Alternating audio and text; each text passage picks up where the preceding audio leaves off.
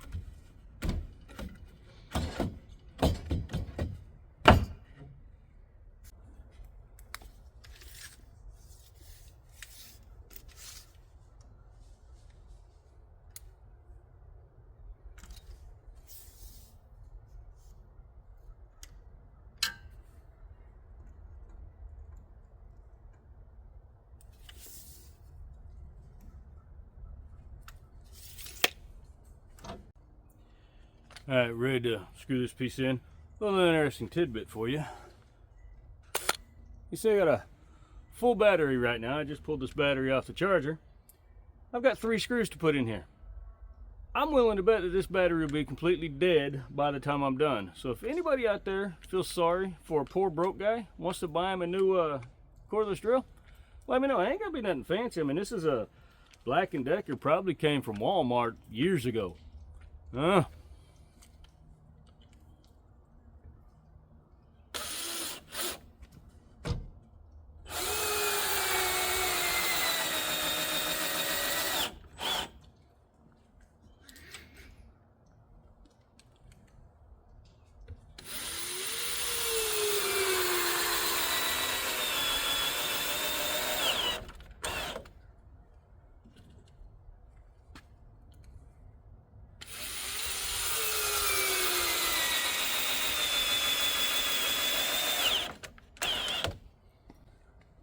Let's see if I was right. All right, almost half. It goes all the way down to 1 whenever I'm putting a screw in.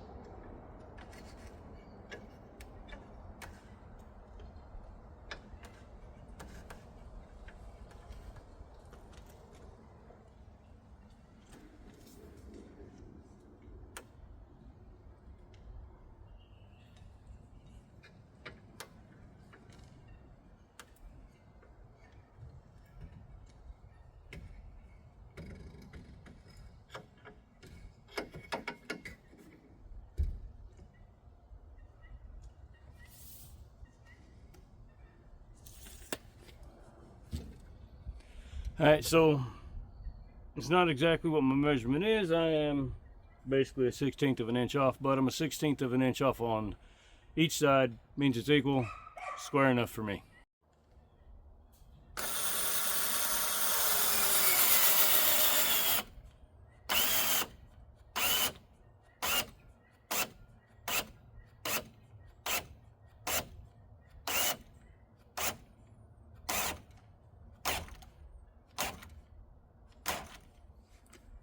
All right, that's 3, 4, 5, 6, 7 screws. We show that we're still good, but you can tell by the way that's working, this battery's shot.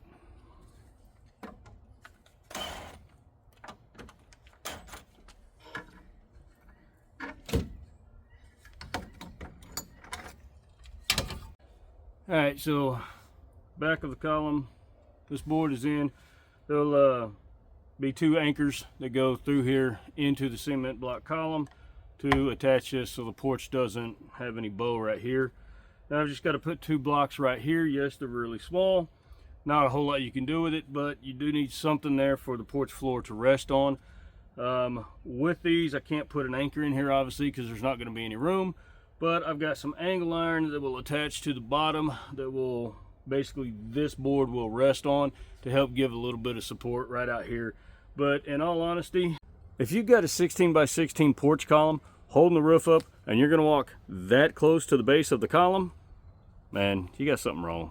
Okay, I mean there's 10 foot between them. Why are you going to walk on that much space? I don't think I need all that much support right there.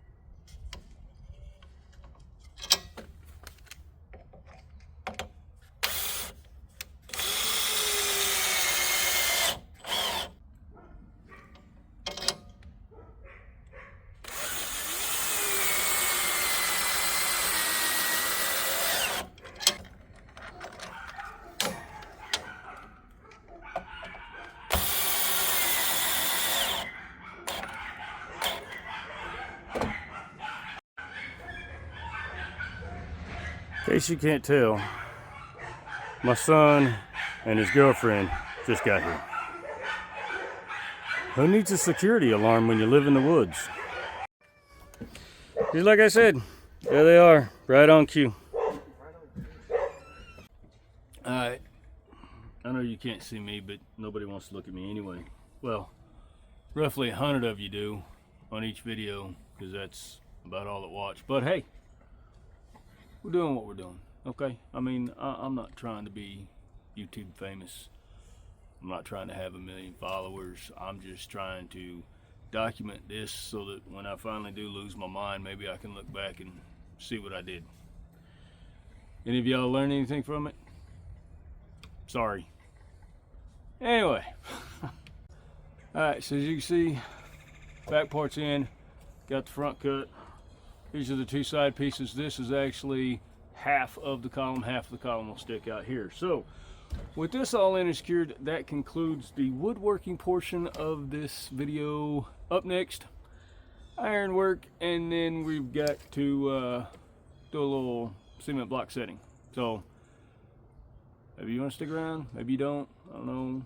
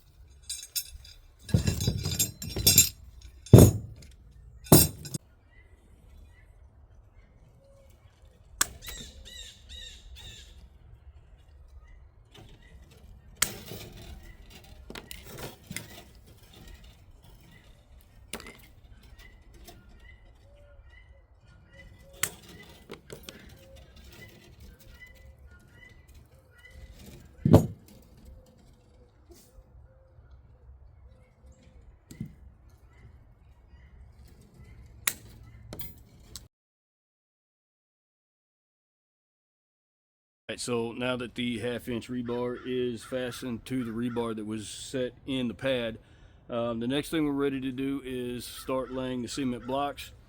You saw that I cut all of these 3/8 pins. They are 15 inches long. They will actually get attached to the 1/2 inch rebar, every layer alternating the direction of them so that they give a better spacing for the block itself, but they also create a wire cage inside of it because this will be filled with cement from bottom all the way to top once it's complete. So essentially you're building a steel reinforced concrete pier, but you're doing it without forms. You're doing it inside the confines of cement blocks. All right, so the next thing we need to do is set the cement blocks. Before that, I'm gonna have a little coffee break. Speaking of coffee breaks, that's the perfect time to bring up our new sponsor, which is of course us. So I guess I'm kind of plugging ourselves, but Canfield Corner now has Canfield Corner coffee. Several different flavors.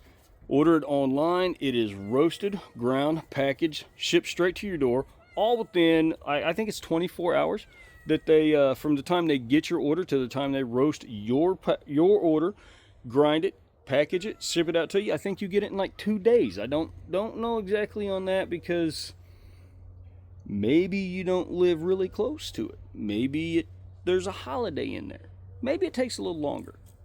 Anyway, fresh roasted, fresh ground, packaged when you order it, shipped straight to your door. It don't taste bad either. Not at all. I wouldn't drink it if it didn't taste so good. That's what I'm doing. Drinking coffee. Plugging myself. I don't know if that's immoral or not. Is there a business ethics thing in there about plugging yourself in your own video? I don't know. Maybe. Maybe not. Selling coffee is what helps pay for this, and We need a lot of this to be paid for, so y'all go order some coffee.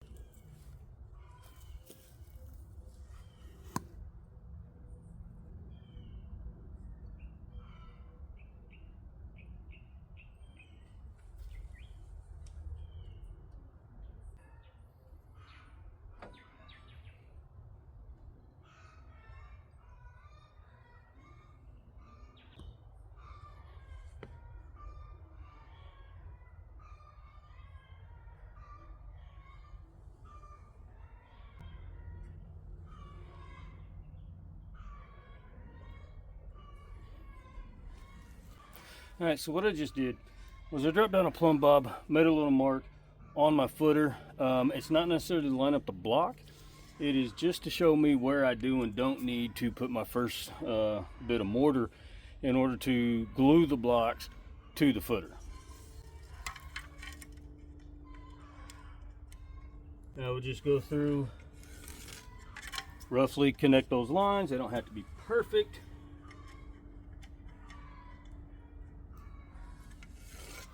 Because like I said, this is just to show me where I need to have the mortar.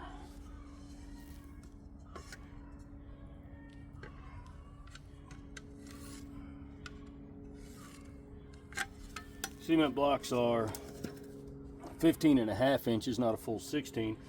That way you leave a 3/8 inch gap for your mortar to a 1/2 inch, you know, for your joint. So when I'm doing this, I need to know where the sides of my block are, obviously. This is a little bit over. This is set right at 16, which would give me a 1/4 inch on each side if you were looking at it that way, or gives me a 1/2 inch gap through the middle. Now I can't say that these are perfectly square, perfectly plumb, so that gives me a little bit of variance in there just in case. But now I know this box marked down on the pad.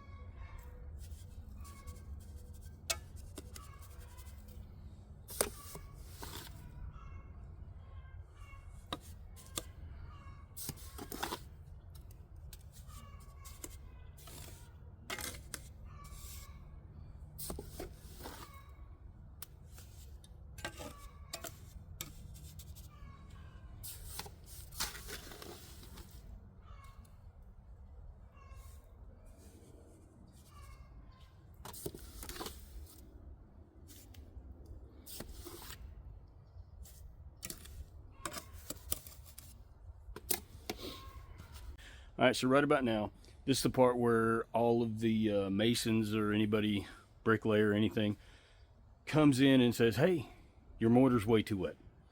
And it is, I agree. Mortar should have the consistency of peanut butter. However, what's peanut butter, okay? Skippy, Jif, Always Save, great value, you know. Different peanut butters have different consistencies. My first job ever, when I was 16, I was a brick laborer. If you don't know what that is, that's the guy who basically mixes mortar all day long and carries bricks around the job for the actual bricklayers and the masons to use. So what I was taught back then, and what I still find to hold true myself, is you want to have your trowel, you pick it up, if the mortar sticks to your trowel and barely slides off, you're good to go. If you pick it up and it instantly slides off, it's too wet. If you pick it up and it just flops off of it, it's too dry. Okay, you want it to just barely slide off of it. Okay, yes, it's a little bit wet. The reason this is wet is I have not moistened.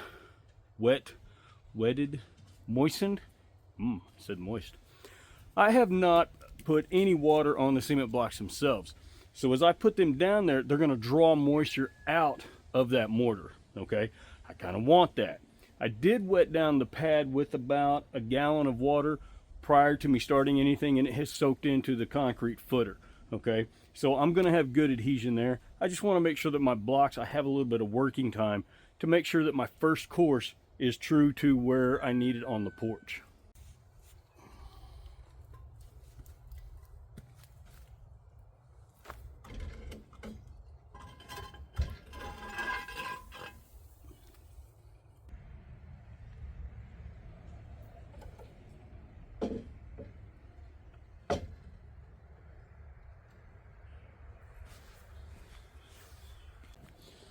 So because I need to line up all the way up here to all the way down there, there's a lot of different things you can use. Me personally, I prefer a plumb bob.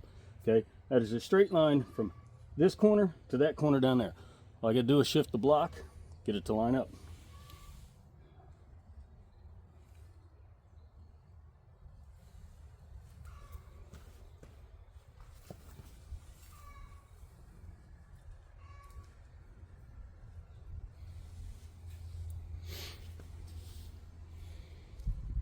And that's pretty good on that corner. Another way you do the same thing is with a level. Okay, my hammer out of the way.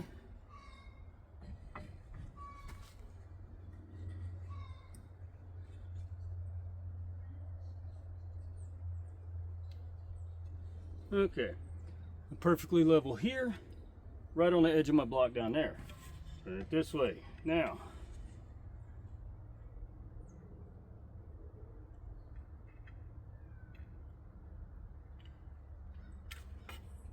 okay. So by taking that level this way and this way, I know that that corner is right where it needs to be, which was confirmed with the plumb bob. Just got to do the other corner, start setting the rest of the blocks. The back corners of that block are where they need to be. Now, need to go through and level the block itself. It's good north and south. Let's check our east and west. A little bit high on the east side, so I need to tap that side down just a touch.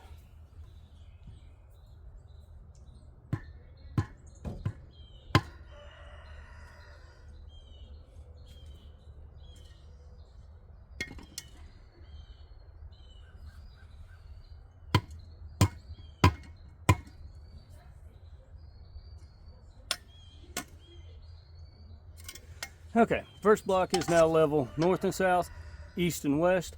Check my corners again to make sure that it didn't shift or turn any. If we're good there, it's time to start laying the rest.